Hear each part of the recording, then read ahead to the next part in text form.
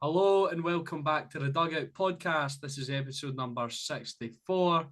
And, starting off today, we'll just dive right into it. Obviously, I'm joined by Ethan, but Russell Martin has been sacked after 17 games in charge of Rangers, where he only won five, a 29.4 win percentage. If you want to round it down, you can just call it 29.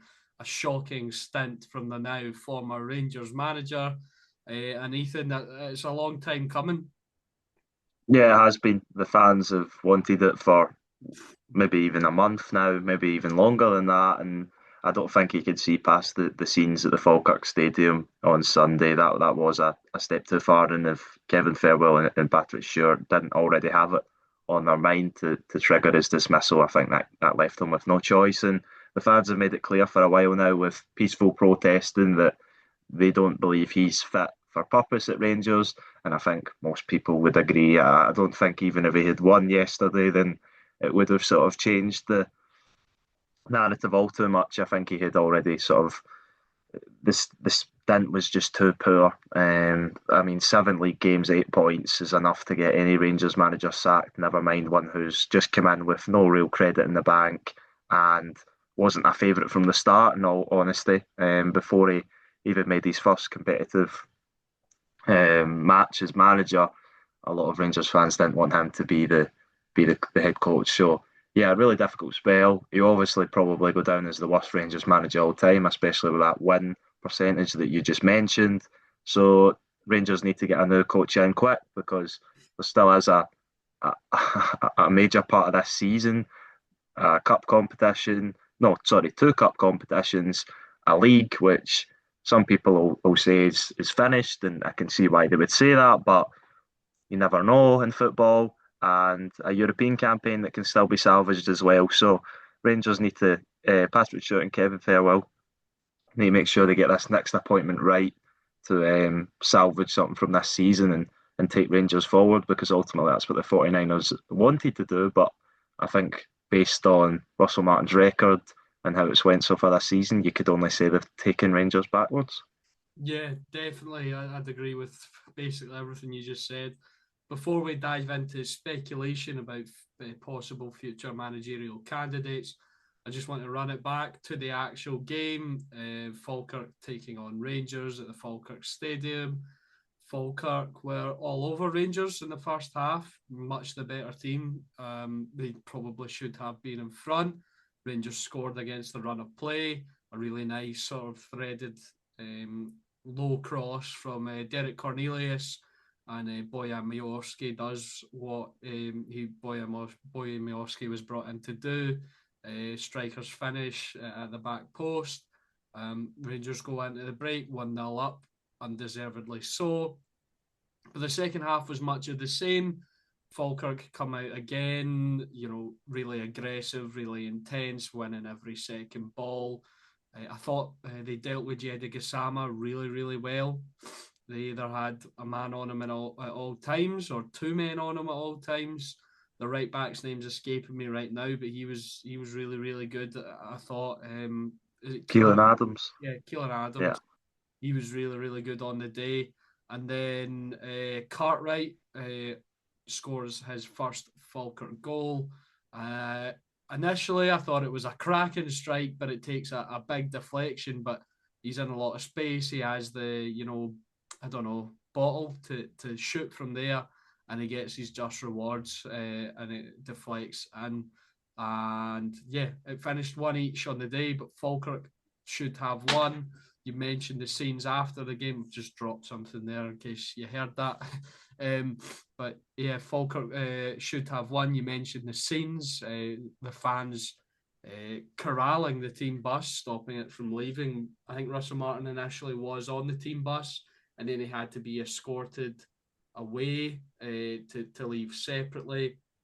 Reports have actually come out that he said goodbye to the players in the dressing room, which would suggest that he knew maybe his time would be up. And it just, Falkirk, unfortunate not to get all 3 points from this game, Ethan. And, excuse me, Rangers is just the story of their season. Yeah, exactly that, and it was just more of the same from Rangers, really. And I think you could sort of make the same case for a lot of Rangers League games this season that maybe when they've got a point, they haven't even deserved one. The Motherwell game at the start of the season comes to mind, especially where maybe the quality that Rangers do have, although I think it's quite evident that they're underperforming this season, they do still have those quality players to carve out big chances like they did with Cornelius Formiovski, who's in the right place, a real striker's goal. And then, as you said, a brilliant strike by Henry Cartwright does take a deflection, but take nothing away from him for having a pot from there. And yeah, Falkirk get the point. Maybe John McGlynn feel they deserve more, but I think that's a lot of credit goes to Falkirk because, as we've seen, it's not as easy as I think we all make it out. Oh, it's easy to play Rangers because it's been rubbish this season. But if you look at the results, like Hibs especially, they turned up to Ibrox and barely laid a glove on Rangers. So you still need to go there and do it, and that's what Falkirk done. So credit to them. And yeah, I think the scenes after the game um, meant that Russell Martin couldn't be the Rangers manager any longer. It just can't go on like that. And there is, I think I've spoke on it before, there's a fine line with this protest and stuff. And I think the line was crossed, and it's only a minor section of Rangers supporters, but it's a very powerful section of Rangers supporters. And I think it just shows that how sort of powerful the fan bases at these clubs are and how much of a say they can have on stuff when they protest in such a strong manner. And some people, I think, will say that it's a step too far and stuff like that. But ultimately, if the sort of writing wasn't already on the wall for Russell Martin, it certainly was after the team bus wasn't allowed to leave the stadium. And yeah, I think they needed to take Russell Martin out of the firing line after that because it comes down to the point where is the manager actually safe in his job? Because there is some crazy people out there that would do some stupid things. So Yeah. I'm glad for Russell Martin's sake that he's sort of out of harm's way now, and hopefully, for his point of view, that he can go on and have a successful managerial career. Although it will be very difficult to bounce back from how poor this spell has been at Rangers. Yeah, absolutely. And at the end of the day, it is just football. I know a lot of people don't see that way. They see it as, their lives and stuff like that. But yeah, at the end of the day, it is just football. And it was getting to a point of, sort of public endangerment riots Yeah, potentially were round the corner if they didn't pull the trigger on him. So maybe that fed into the decision also. I think we can move on to potential managerial candidates. Five names are now being floated as opposed to the three yesterday. So the initial three that came out quickly yesterday were Sean Dyche, Stephen Gerrard, of course, is always linked when there's a potential, new appointment at Rangers. Kevin Muscat has been linked with the club over the past couple of years, every time they've needed a manager. Also, Danny Rowe, the now former Sheffield Wednesday manager, a very young manager, 36 years old, and Marco Van Bommel, Mark Van Bommel, I don't know. Mark Van Yeah, Bommel, yeah. sorry. I just added the O on at the end. I thought as soon as I said that, I was like, that doesn't sound right. It's Mark Van Bommel. Has been linked. Obviously, he has experience in Belgium, won the Belgian League with Royal Antwerp in 2023. I think Toby Alderweireld was a big part of that also, sort of in his last couple of seasons as a professional footballer. So some interesting names there being linked, Ethan. Is there any that stand out to you as maybe the ideal candidate? I think Danny Roll is I think he's the most realistic one at the moment. To be honest, I see Steven Gerrard. I see where that rumor obviously comes from. Very not very well, yeah, very successful in what he had to do at Rangers. Ultimately, the challenge put on him was to stop Celtic winning 10 in a row, and he done that. And I think the Rangers fans will be forever thankful of that. And despite that he left halfway through the season. I think a lot of people thought that he wasn't being back the way that he liked or he wanted to take the club forward. Um, and I think he'd be welcome back. I don't think he will be appointed though. Sean Dyche is someone I think you have been very strongly about that you would like in charge at Ibrox. So I think he could be one, but I don't see it. Kevin Muscat, he's still got a few games in the Chinese Super League season to wrap up another title, his third consecutive there. So I don't see him moving to Rangers now. Um, I mean, Van Bommel's possibly one. Danny Rowe possibly one. Derek McInnes, no chance.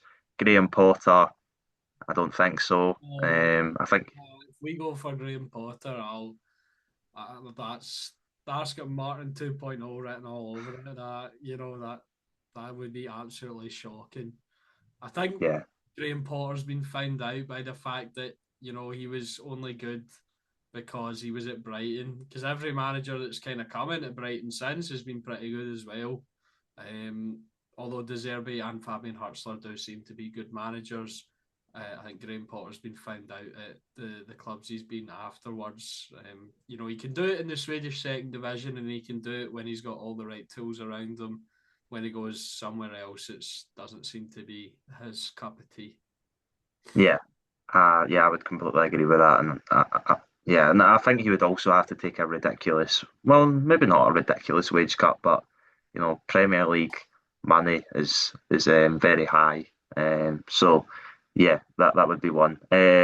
Steve Cooper is on this odd sheet I've just seen, but he's just started a job at Brøndby in last month, so I don't really see how that's going to work. And then the other ones on this list are Barry Ferguson, which I don't see happening, and Ole Gunnar Solskjaer, which I also don't see happening. So Barry yeah, Ferguson Danny Rowe and Van Bommel are was probably, actually asked about it, and he said, "I'm back in my ambassador's role, and I'm happy," basically, which I think is his way of basically saying, "I don't think they're interested in me." yeah, no, I think that is the case, and Barry Ferguson's obviously wants to have have a strong part of the club, and he probably should do because although his managerial stint wasn't the most successful or it didn't blow anyone away, but he had some really good positive results in there that grabbed got the fans on side and got them happy about supporting Rangers again. Because I think coming to the end of Philip Clement's tenure, that obviously wasn't the case, and that's what Rangers need to do now. But it'll be difficult. It's always difficult to get a manager in mid-season, and that's the struggle that Rangers have at the moment because you can't. It's too long of a season to go in interim or whatever. They need to just get someone in pretty quick over the next couple of weeks. Obviously, the positive for Rangers at the moment is it's international break, so that gives them a little bit more time to sort of dwell on who they're going to appoint before the next game against Dundee United at Tannadice. So I think yeah, the fact that they haven't named an interim team, sort of alludes to the fact that they're confident they're going to get someone in by the time that the games resume. yeah, I think so. I definitely agree with that, and I do really fancy it to be Danny Rowe. I've got to say, he's obviously shown a lot of promise at Sheffield Wednesday in a difficult scenario there. It's a completely different job to what he had there.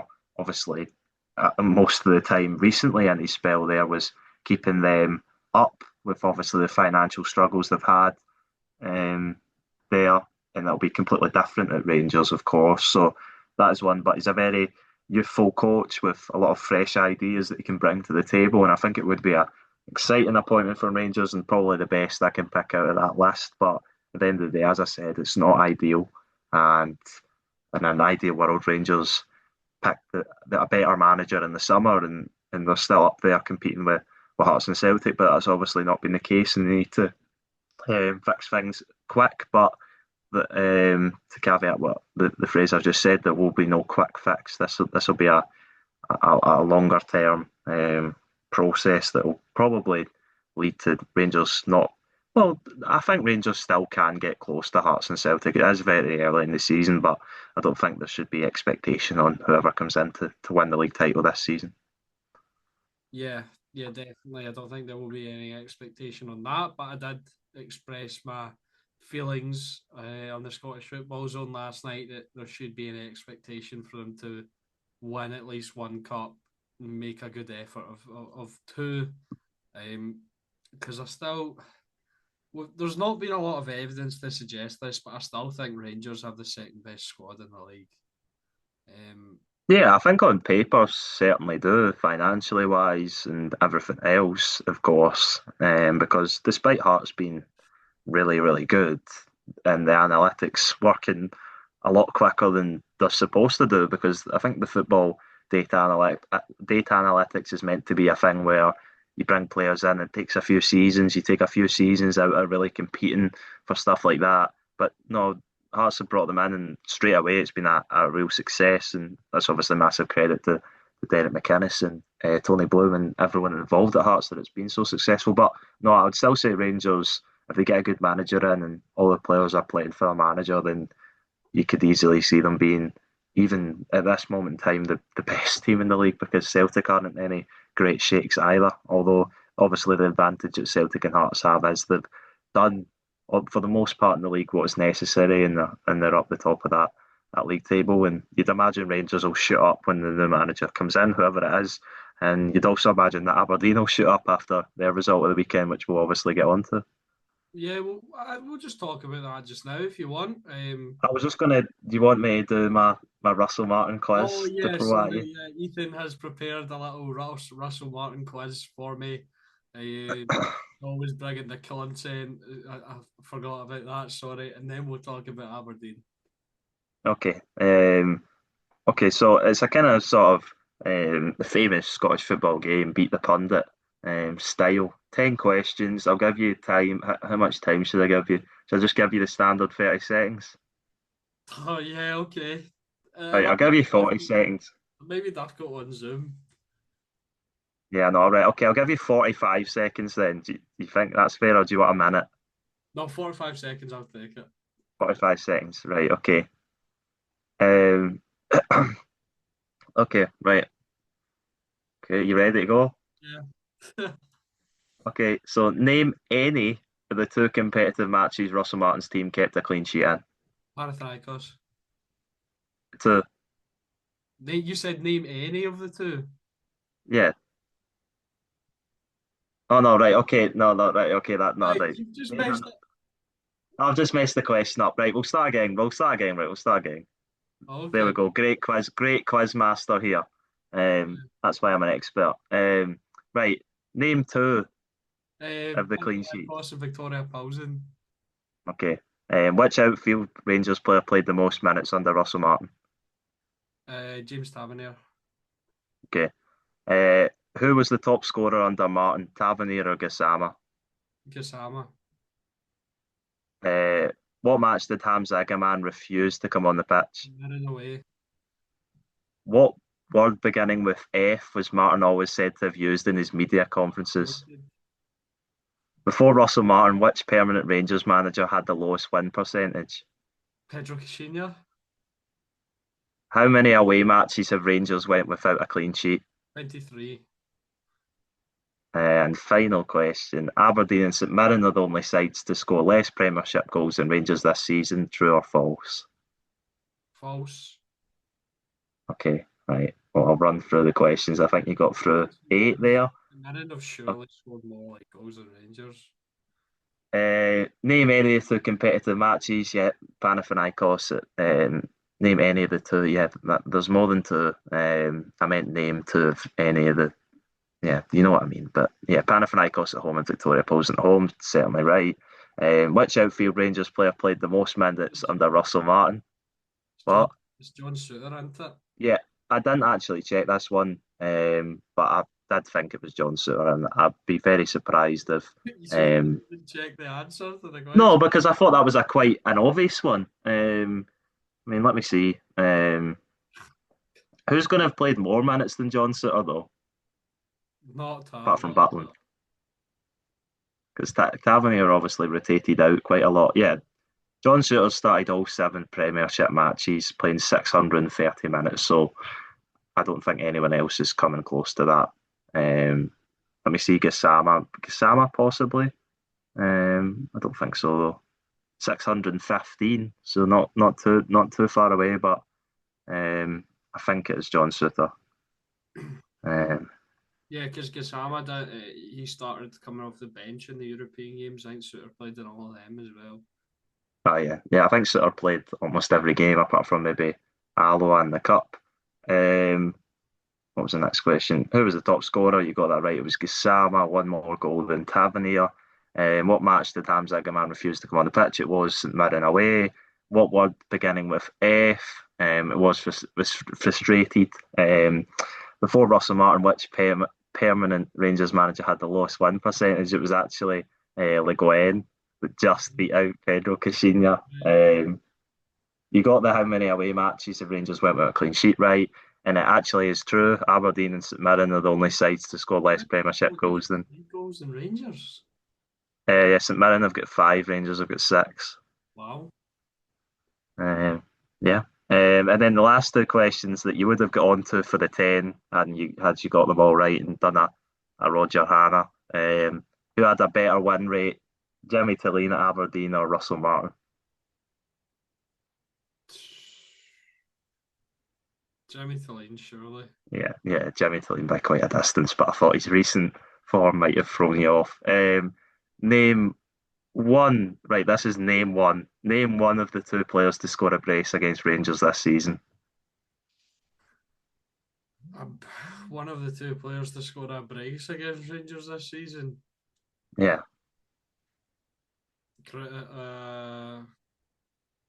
Oh, Christos Jolis. No, I think it was you could have had Lawrence Shankland or Joaquin Sayes from Club Brugge. Um, so yeah, that was the two. But yeah, just for a wee quiz for Russell Martin. Um, not a lot of questions to make up from his time, but there you go, got 10. So Well, the second last question was about Jimmy Tillene, and obviously he is the manager of Aberdeen, and they finally got off the mark in the Scottish Premiership, scoring not one, not two, not three, but four, blowing away Stephen Presley's Dundee in a 4-0 victory. What a way to get your first win and your first goals of the season.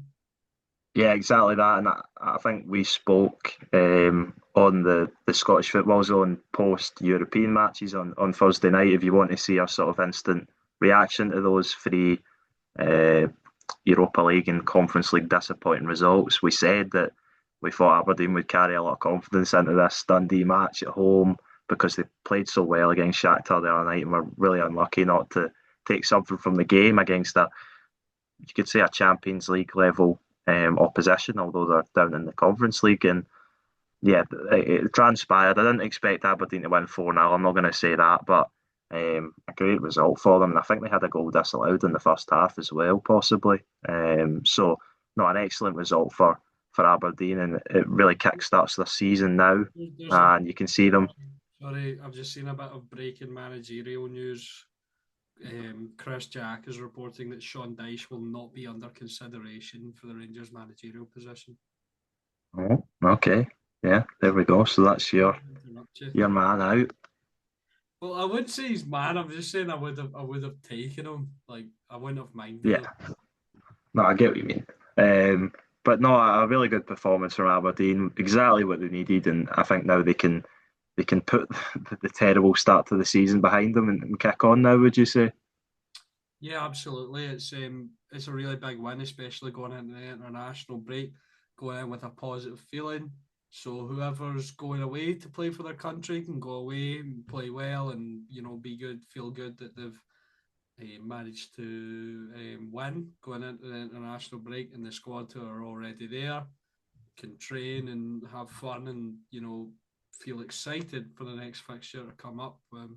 Because yeah, it's massive that they did get that win, because the longer it stretched on, the more difficult it was going to get, and it feels like they took all their frustration out on Dundee and Stephen Presley, unfortunately for them. And all four goals coming at once. Jasper Carlson again from the penalty spot. Adil Al Shish getting a goal as well, and yeah, it just I think Giamfi got on the scores. He's Yeah. really, since he's come back from his injury, he's looked good. as well, I think. Yeah. So, yeah, really, really good victory for them, and I fully expect them to shoot up the table now, like not like you alluded to, like you mentioned earlier.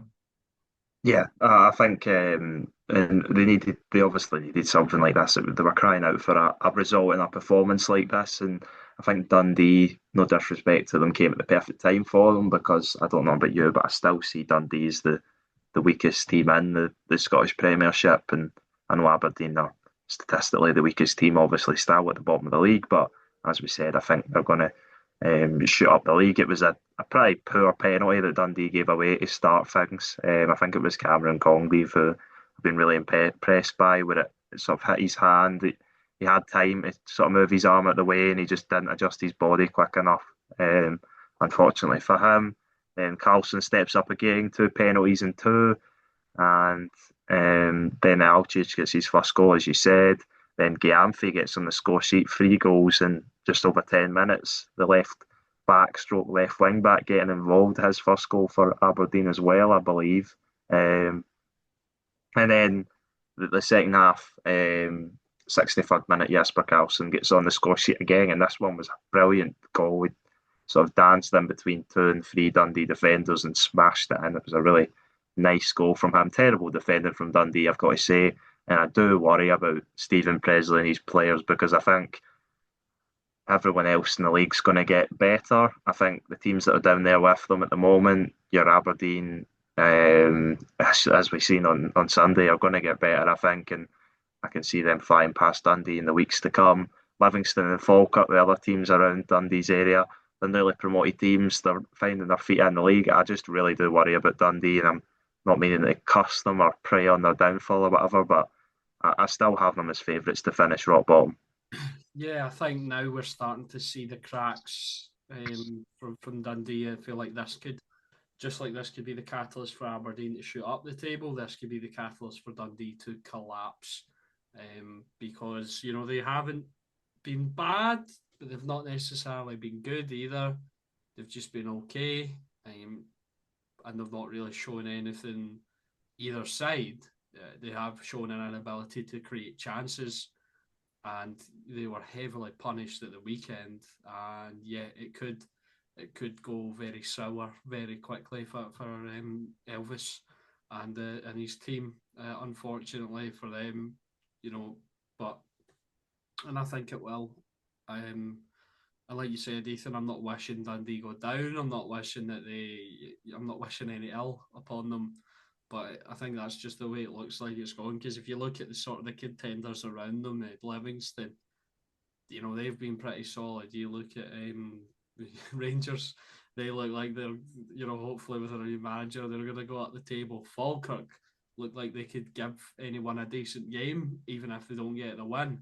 Whereas Dundee, you just don't see that, do you? No, you don't. You certainly don't. And I think it is worrying for Dundee, but at the end of the day, if they keep up the same momentum as the other 2 teams, the 2 newly promoted teams, I'm thinking especially, then there's no reason why they can't stay up. But I think it's definitely going to be a scrap between those 3 at the bottom. And I know it's very early, and the league has shaped it up that way. Apart from Aberdeen, who are were the outliers, they've came a bit closer after that win. And I do believe, as we've said a few times, sound like a broken record now. I think Aberdeen will be up there competing for. I mean, they can still easily go for third. It's so tight in the Scottish Premiership at the moment. So yeah, I don't see any reason why Aberdeen can't do that. And it's really entertaining that all the teams, I think, have really in the hat out with the 2 newly promoted teams in Dundee are really in the hat for that top 6. Do you think it would be fair to say? Yeah, absolutely. It's really tight. And you don't know what team is going to show up each week because I think every team in that kind of, apart from Rangers obviously, but you just kind of expect them to get there. But I think every team in that kind of pack has shown that their abilities in different weeks, that they can be really good teams, and then they fall off a little bit maybe the next week.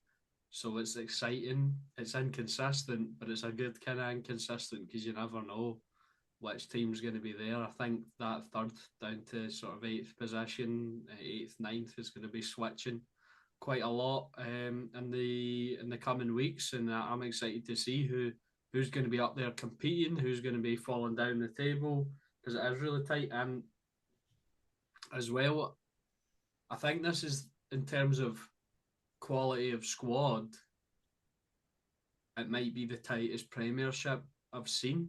I don't know if I'm making it up in my head, but I think if you look at every single squad, Hibs have a good squad, Kilmarnock have a good squad, St Mirren, Motherwell, Dundee United, although they're perhaps underperforming a little bit, they do have really good players in there. Possibly one of the best. Hibs underperforming. Yeah, Hibs as well are underperforming, but Ivan Dolček is possibly one of the best players in the league. No, well, not possibly, he is. I'm hesitant to say he's the best, because there are players who maybe aren't putting up the same numbers that are really, really good. Like, I'd probably take Alexandros Kizridis over him, and possibly Sebastian Tunetke, even Diego Gassama, even though Gassama's not putting up the numbers in the Premiership like he is in Europe. But, Ivan Dolček's a great player as well. And there's a lot of quality and it's super exciting. Yeah. And I was just going to put a final point. The three teams, you would say are the biggest behind Celtic, Rangers, Hearts, Hibs, and Aberdeen have maybe got the strongest teams they've had in years. And I think that says to the point that the rest of the league has also got stronger. The fact that Hibs are in seventh, I know we're very early. Aberdeen at the bottom, we know they've been underperforming. Obviously, Hearts have skyrocketed up to the top, but yeah, a lot of teams have brought in really good players, and it's really entertaining. I think the league's been really good so far with a lot of surprises as well. We'll move on now to Celtic 3, Motherwell 2, and this was one hell of a game. Celtic go in front through Kelechi Iheanacho, a penalty from the Nigerian striker. Motherwell equalised through Apostolos Stamatolopoulos. I finally got that name down. I'm quite pleased with that. He then gets his second through a penalty of his own, giving Motherwell the lead. A disaster from the Motherwell goalkeeper, leading to Celtic's equaliser, Benjamin Nygren with that one. And then a 92nd minute winner from Daizen Maeda for Celtic to keep the pressure on Hearts at the top of the table. Ethan, this was a very good game, but you as a Celtic supporter, were you at all concerned, during the game, were you like, oh God, Hearts are going to pull away from us here? No, yeah, definitely at points in the game, even at nothing each, I didn't really see Celtic looking like scoring. They started the game well in the first 10 minutes, which seems to be a trend with Celtic, then they sort of fall off. The penalty, in all fairness, comes out of nowhere for Celtic. Although it is a penalty, Cal McGregor has a shot from the edge of the box. Reagan Charles-Cook has his arm up, sort of turning his back. It's a clear penalty. Kelechi Iheanacho steps up coolly, sends Callum Ward the wrong way.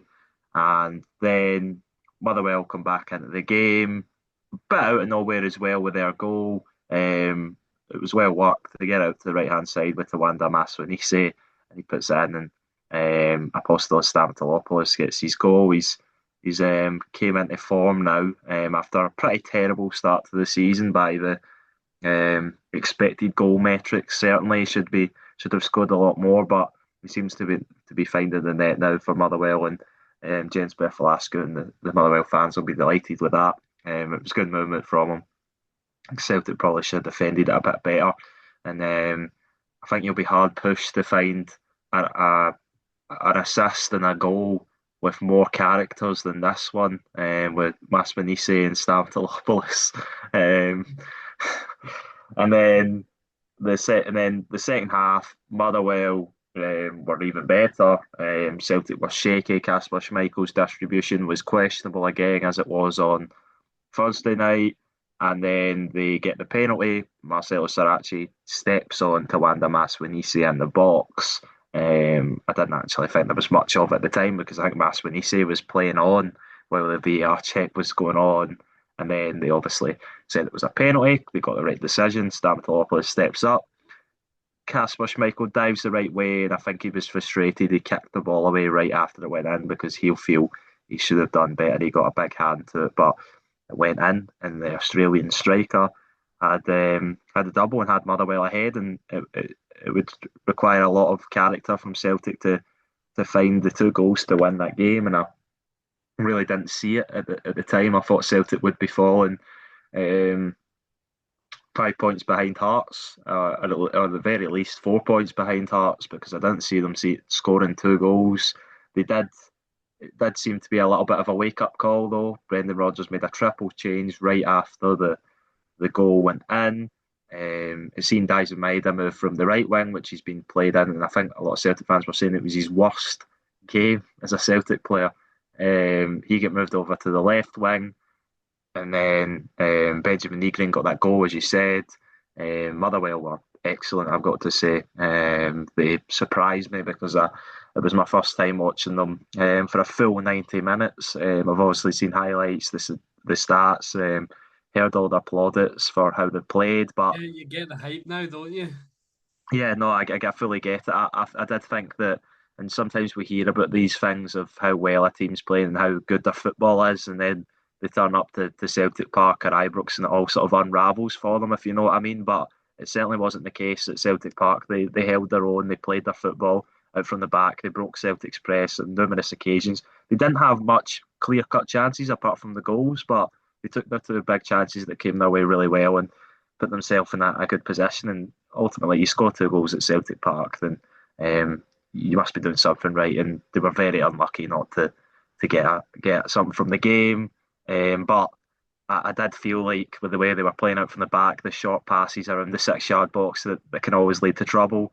And it did for Callum Ward. He passes it straight to Benjamin Negrin. And Negrin finds the net. He was celebrating after the goal a bit too much for some Celtic fans liking. Kelechi Iheanacho runs over to him and tells him, right, we've got a job to do here and to get a winner. And obviously Celtic go on to get that winner late on with Dyson Maeda. Three players involved in that goal, which I think could be very crucial for the confidence. Arnie Engels with a really nice reverse ball to find Michel-Ange Balikwisha, who puts it across the box, and Maeda's there. Playing in the striker role, so he played across in all positions across the front three, which on a day where I think a lot of Celtic fans wanted him subbed off. That's why Brendan Rodgers, the Celtic manager, because he keeps him on and ultimately wins Celtic the game. But yeah, a lot of credit got to go to Motherwell because I thought they were absolutely excellent and they really impressed me. They were really everything that I think they've been talked up, and I think we all sort of recognise going to, well, in most seasons, going to Ibrox or going to Celtic Park is the real sort of challenge. And they went to Celtic Park, and although they didn't get the result on the day, I'd say they passed with flying colours, and Yeah. I'm surprised watching them at the weekend that they haven't picked up actually more points than they have, and I think a lot of people have been because the performances have been there until the two games against Aberdeen, the results weren't. But yeah, I'm really confident in Motherwell going forward. They look like a really solid team, and it was a really entertaining match. Yeah, Jens Bertholasco, true to his word, they said they were going to Celtic Park to win. And although they didn't win, they played to win. And you know, that is, we're talking about Hearts being up the top, that being refreshing. And it's a refreshing sight to see as well a team actually go at Rangers or Celtic and also not get blown away as well. Because that's usually the case if a team decides to try and play. So then that's why they usually resort to parking every man behind the ball. But now it seems like Motherwell have got the players, they've got the manager to execute the style, and they made a real good go of it. Yeah, and like it should give encouragement to other teams. And I know maybe it's not the traditional way to play in Scotland or whatever, but like there's no reason the professional footballers, everybody can play the way that Motherwell are. Obviously, it takes a lot to drill into the players the belief that you can play that way, but I don't think a lot of people would have believed someone like Paul McGinn, for example, could play this style of football, but he can play it, and you just need to give the players the belief and confidence to be able to play the way and take responsibility as the manager that if they make a mistake like Callum Ward obviously done, then that's on me. That's the way I want you to play. And the last team that came to Celtic Park and played like that were obviously massive underdogs, was Falkirk, and they were winning 2-1 for and winning 1-0 and then 2-1 for large parts of the game while being in the Championship. So there's no reason why you can't go to a Celtic Park or an Ibrox or a Tynecastle or an Easter Road or wherever and play your football and positive. I know the outcome of both of those games were Yeah, defeats. I was just going to say, play devil's advocate. They did, Yeah, they lost both of those games, so maybe yeah, that's but why. the majority of teams lose at Celtic Park, so they're getting closer. They're at least going ahead. So yeah, and a few players that Home really state, impressed me. A few players that really impressed me from Motherwell, especially Emmanuel Angelo, who's been excellent this season. Elliot Watt, I can't believe the sort of transformation he's had from being relegated with St Johnstone to now being at Motherwell and being one of the mainstays in that team. Reagan Charles Cook, the whole left side was excellent. Stavropoulos takes his two goals really well. The whole team, Taman, really, they were all really good. And I know maybe it doesn't mean anything, it's because they've lost, but I think you've got to champion their effort and their performance. For Celtic, it wasn't great for the majority of the game, but they done enough in the end, and that's what matters at some points. If you're mounting a title challenge, as we'll get on to with another title challenger at the moment, you could say. The only other sort of talking point I would say from this game was there was still the criticism of the board, the Celtic board, especially when Celtic went 2-1 down, the chance, and then a few minutes before Celtic did eventually find that winning goal, there was a banner unveiled right below the Celtic hierarchy in the main stand that said along the lines of "Forget the meeting, just resign." And that shows the frustration that the Celtic fans are having because obviously last night there was meant to be a meeting between I believe Peter Lawwell, Michael Nicholson, and a few Celtic sort of groups. I think the fallout of that is still to be sort of revealed, but yeah, I think the concerns of the Celtic hierarchy is still very much there, and I don't think this win will take away from it. The other point which I seen while at the game, which I thought was quite funny, was Kelechi Iheanacho on the Celtic bench after they got subbed off. He was sitting on the drinks cooler in front of the dugout, heading every ball and making every tackle on the bench, which was quite funny. And he ran along the touchline to celebrate the goal with his teammates. So I think he's really bought into what's happening at Celtic, and maybe that's why he's been such a success so far. Uh, yeah, maybe. I wouldn't call him a success just yet. Well, I would say has been a success so far. Penechi, Penechi, Iracho. What has he scored Right, one goal okay. from open play? Right, okay. He's played 5 games though, Uh-huh. And how many goals? right? He scored three. Yes, and he's got an assist as well. Two of them penalties. He's got an assist as well. Yeah, don't know. Not quite ready to pull the trigger on that one yet, but we'll move. Okay. Well, right, okay. Well, I'll ask you this. I'll ask you this. Has he been a bigger success than you thought he was going to be? I think he's playing better than I thought he would. He does look good. I'm not saying he's been Yeah, rough. exactly. That was my point. My point wasn't that he's. I'm not saying he's blown anyone away, but he's been better than what a lot of people expected him to. You've seen that clip of him at Middlesbrough where he drove from the halfway line and blasted it over the bar, and a few Celtic fans were like, "Okay, what are we getting on our hands here?" But he looks in shape. He looks sharp. So I think he can definitely be an asset to Celtic across the season. I'm not saying he's the best thing since sliced bread. But no, he's looked pretty good so far, and I think he'll contribute massively to anything Celtic do successfully this season. Yeah. Okay. I'll take your opinion under consideration. Moving on to the Edinburgh Derby, the our second, well, third dreadful derby of the season. It's really not been great, the Scottish derbies this season. But Hearts do get the win in the dying seconds, the dying moments of the game. The veteran Craig Halkett with the winner. He's not been a part of the new sort of regime. He's been there for years and years. But he's shown he can still do it, and he gets an all crucial goal to, at the time, extend Hearts' lead at the top to 5. But as it stands now, it kept them top, because if they'd drawn that game, Celtic would have been level with them. I think Hearts still would have been ahead on goal difference, though. Yeah, yeah, they would have been. Which is a strange sentence to say.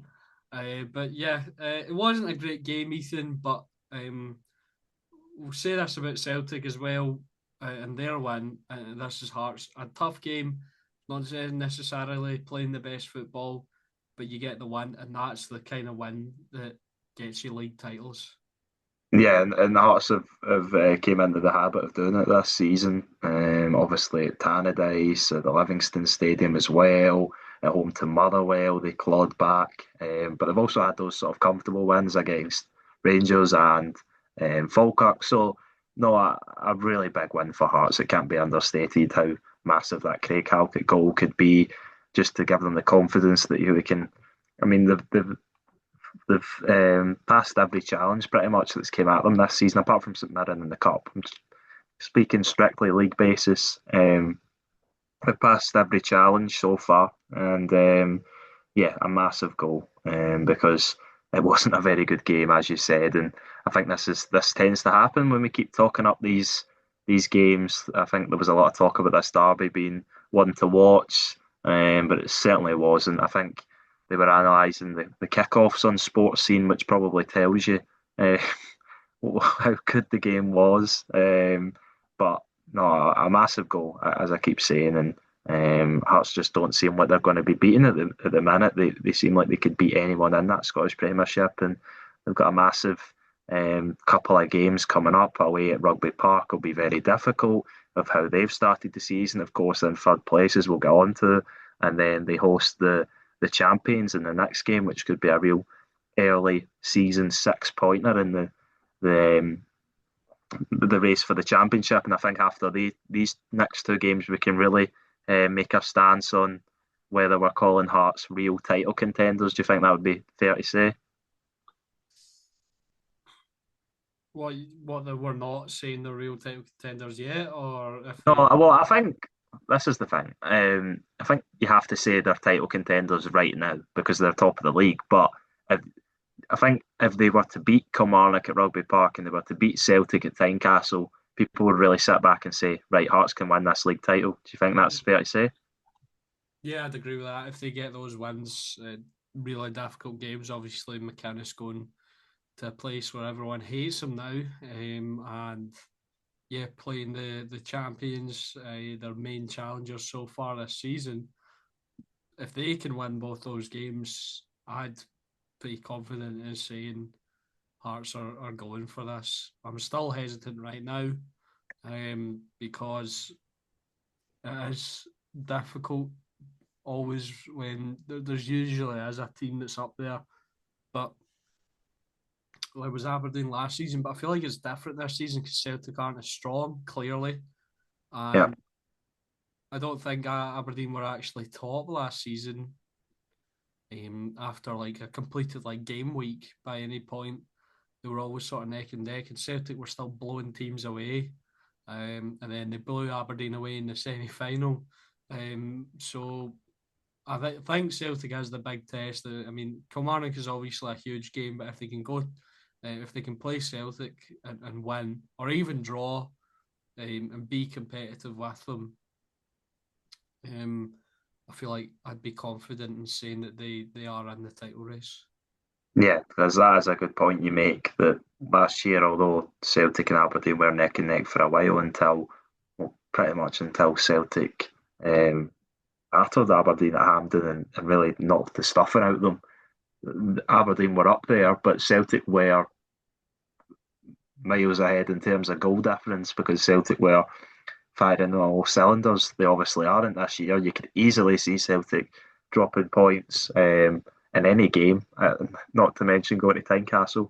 And there's absolutely no scenario where you see Celtic beating Hearts 6-0 in any game. So I think you've got to look at it that way. Hearts are a lot closer to Celtic than Aberdeen were last season. They're better factually in the season. Aberdeen were never by the end of a match week, as you said. And yeah, I think you are considering Hearts now and you're hoping they can continue it. There's no reason to say why they can't, but teams go on runs. We've seen Aberdeen last season, we've seen the Hibs last season. It's difficult for teams outside of Celtic and Rangers, especially, to maintain a run that puts you outside of Celtic, really, to maintain a run that puts you in the frame for the title. But as long as they can keep grinding out results like they did at the weekend, a really difficult game because although Hibs have started the season pretty poorly, I would say, by the standards of their squad and how they played in Europe and how they played last season, they're still a good team. There's no getting away from that. So, no, I hope Hearts can continue their run. There's no, as I mentioned, they've not got any more games coming either. They've not got any League Cup. They've not got any European football. So until the Scottish Cup comes around, strictly focused on the league. Whereas I think your other two best candidates for the title, Celtic and Rangers, have obviously got European action. They've got League Cup action. So that does matter. You've seen in the Italian league last season, the Serie A, Napoli obviously won it with Scott McTominay proudly at the centre of it. They didn't have any European football, so when the other teams were sort of like Inter Milan were having to balance going to the Champions League final, for example, they didn't have anything to distract them. What is it? Getting battered. Yeah, and getting battered. Yeah, and this season, one of the sort of emerging favourites is AC Milan, who don't have any European football either. So it does play a massive effect, and I think we've noticed that in Scotland in the past, with how poorly teams have done as a result of playing in Europe. So yeah, that's another massive advantage to Hearts. But as we keep talking about, they have such a good squad there. Probably one of the best we've seen outside of, I think probably one of the best I've seen outside of Celtic and Rangers in my lifetime. I don't know if you can think of anyone else, but No. it's a really, really good squad. They've got so many good players. The record signing Agu, the Brazilian, 1.7 million, I think he was signed for, is not even really played yet. He has made a few appearances, but he's injured, so he's not been playing at the moment. So they've got so many players there, and yeah, they're in a really strong position. And I do fancy them to. I don't know if I could really, like you said, I think it is too early to put them down as real title contenders, but they're certainly there in the mix at the moment. And for Hibs, I think it's been poor. It's been a poor start to the season. Do you think that would be fair to say on Hibs? Yeah, they've dropped off massively. Yeah. I think from last season, where they were and the run they were on, they would have expected to sort of be up. No, maybe not up there with Hearts and Celtic because Hearts have done made a ridiculous start to the season, and Celtic obviously you expect to be there or thereabouts.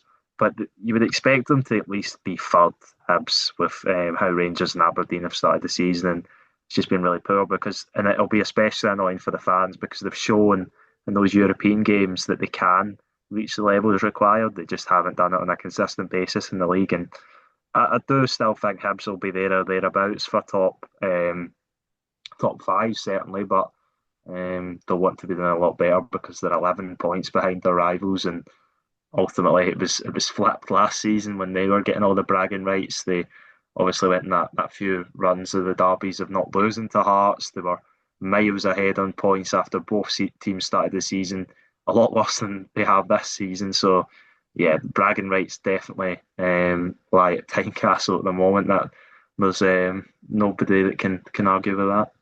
Yeah, yeah, definitely. I will move on to the current third place team in the division.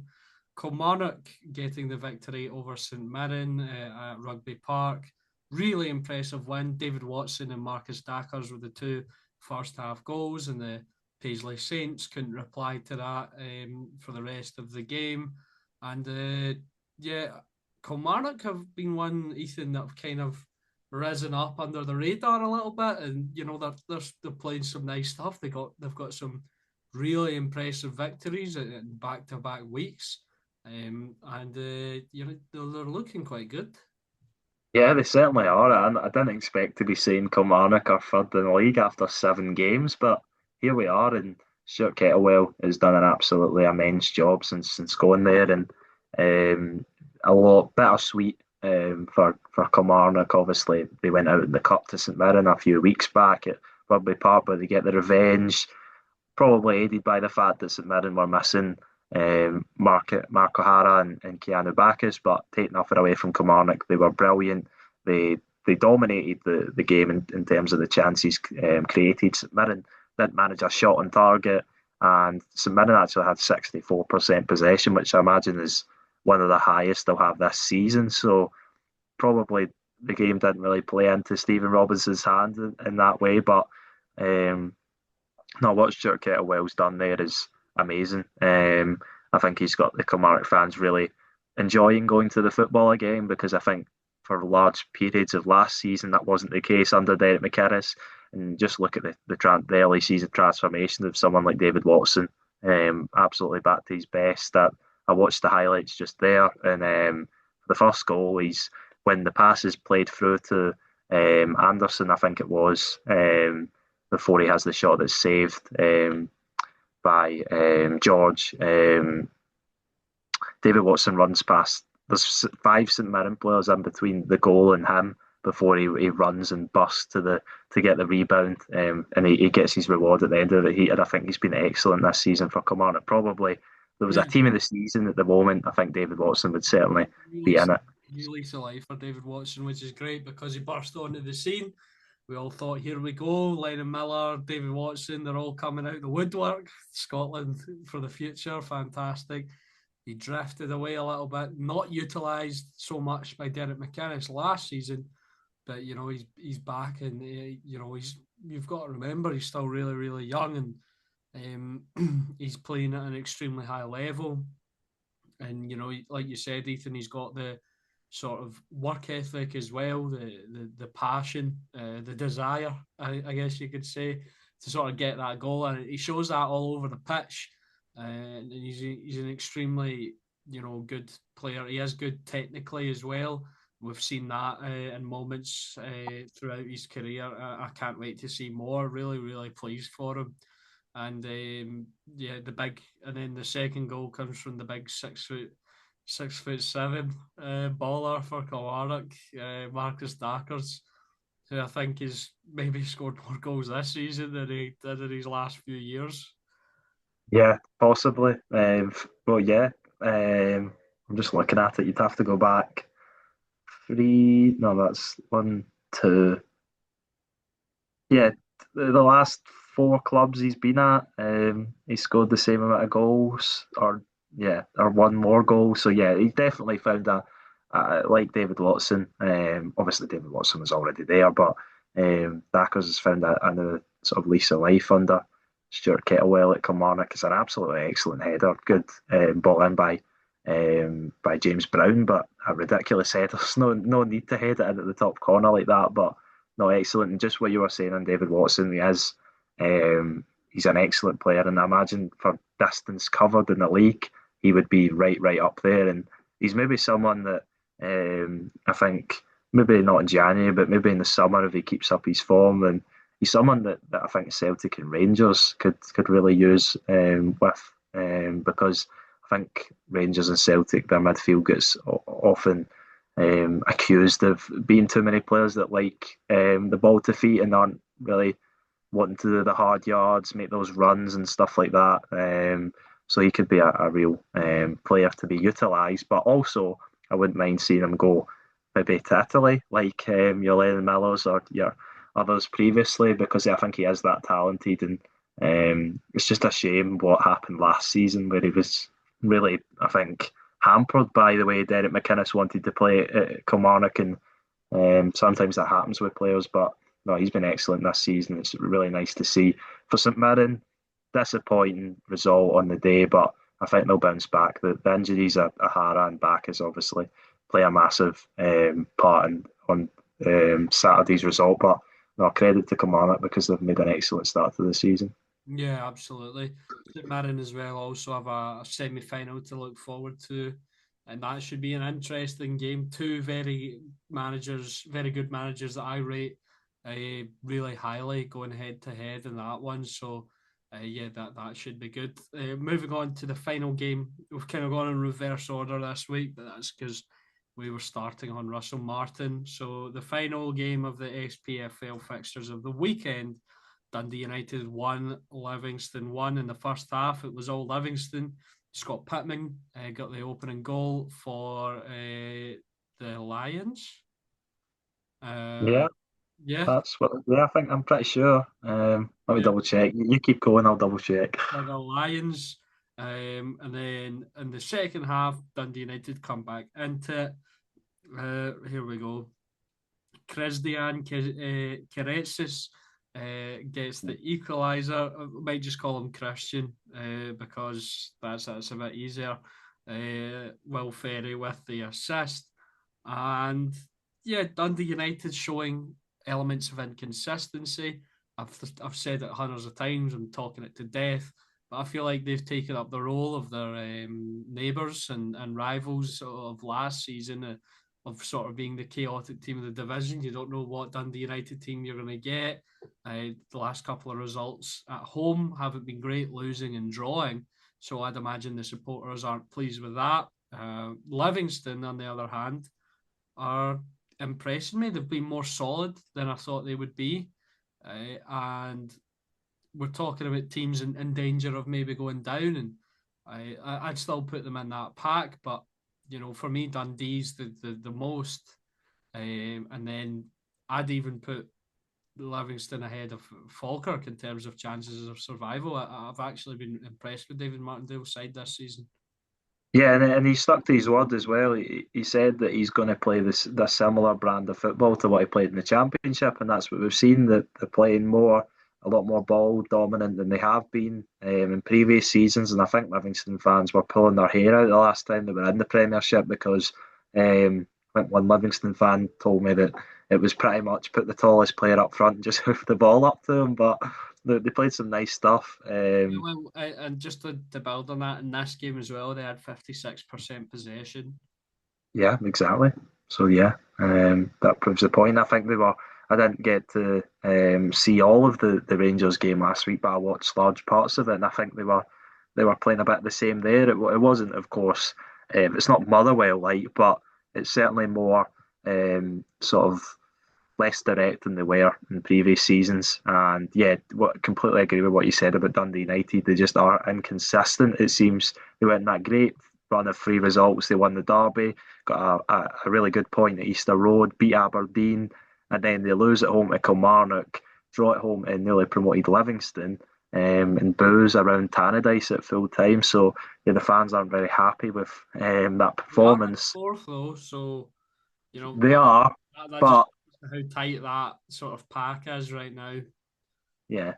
And I think I was about to say it for Kilmarnock, and you could say it for Dundee United. You could say it for all the teams, really. That's how tight the league's been. You think Hibs should be on more points than they are with how they've played in some of the games and the quality of their squad. Motherwell should definitely be on more points. Dundee United should be on more points. Kilmarnock, if they hadn't dropped a two-goal lead at the start of the season against Livingston and had maybe held on for a result against Celtic, could be on more points. So that's how the league's working at the moment. All the teams are taking points off each other, and it's really entertaining to see. I think Dundee United and Jim Goodwin will be especially frustrated by the goal they give up because Bert Esselink makes a complete mess of it. Sort of down the right hand side of the defence. All he has to do is play the ball back to his goalkeeper with his left foot. Oh, so He it's hesitates. all gone downhill since the Bert Esselink interview where he says he thought they were going to be fine in the Premiership. Yeah, he did look really solid to start, but it was a schoolboy error. You could say he tries to play it back. Well, he should just play it back with his left foot to the goalkeeper, but he hesitates and then tries to flick it with the outside of his right foot. He doesn't get enough on Yeah. it, and then Stevie May, all he has to do is square it to the Scott Pittman who Even me, we did. scores. What is it? Even Yeah, me, we did. yeah, he He, did. Pittman already 3 goals in the Premiership this season, so he's um, came back to life in the Premiership and yeah, adjusted really well. And then Carestes, it was a defender's finish, you could say, really poor defending from Livingston. A good ball in from Ferry, but it shouldn't really get to Carestes, and then he takes it on his chest and finishes like a defender would. But yeah, Dundee United probably should be looking to get more from the game with how it went, with the chances they created, and also how they gave up the goal. But they can bounce back. They've obviously got Rangers to come at home, which, based off this season's an opportunity to get yeah. points. So If you were Dundee United, wouldn't you not want that game coming back no, you with wouldn't. it? I'm not saying you would want that game, but Yeah, I'm but like, saying wouldn't not you a chance want? for Wouldn't you points. want that game going? Oh, these guys have been getting battered about all season. They've got a new manager now. Just like Aberdeen took out their frustrations on Dundee, Rangers might take out their frustrations on Dundee United. But Possibly, but it doesn't always work like that. it But doesn't. It doesn't. But I'm just saying it as a game that perhaps you wouldn't want no, to.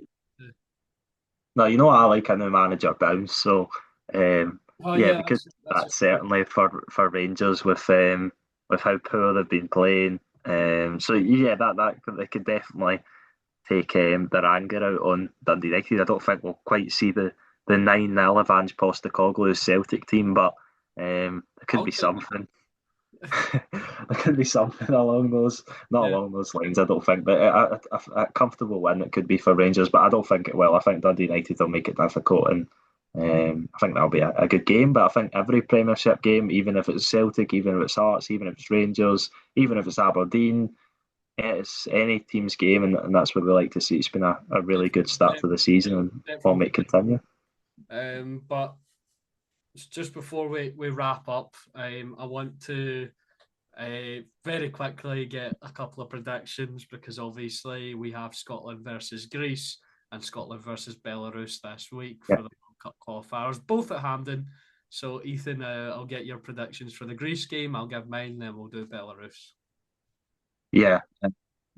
Wasn't probably much point doing a lineup prediction or reaction because only one member of the squad's changed. So yeah, we'll just give our predictions. I'm going to go with a 2-1 win for Scotland against Greece, and then a 4-0 win for Scotland against Belarus. So Yeah, an excellent break for the Scots. take that. I'm gonna go with the revenge, the ultimate revenge, the reverse. I'm gonna go with 3-0 to Scotland against Greece, and then I'm gonna go with 2-1 to Scotland against Belarus. I don't know why. I just feel like even though they're on, did you see their own like FA chief came out and said that they're hopeless? I did see that. Imagine the pressure Um, of that, but no, yeah, I was going to say I'll change that. I don't think Belarus are going to score. I'm going to go 2-0. I'm going to go with a repeat of the away.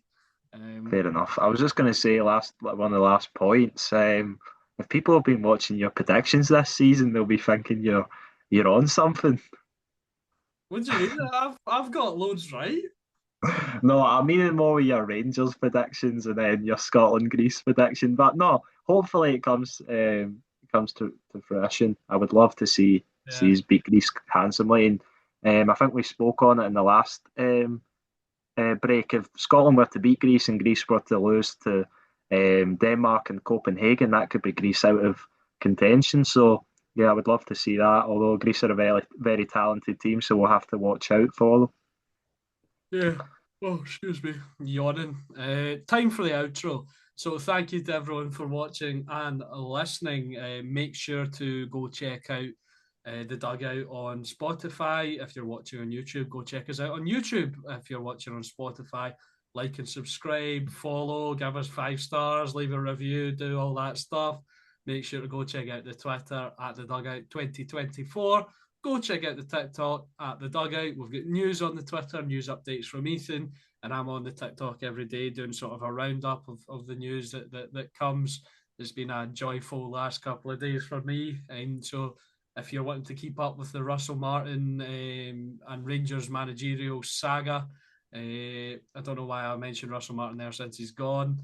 But if you want to keep up with that, go and check out the Twitter and the TikTok. Thank you and goodbye.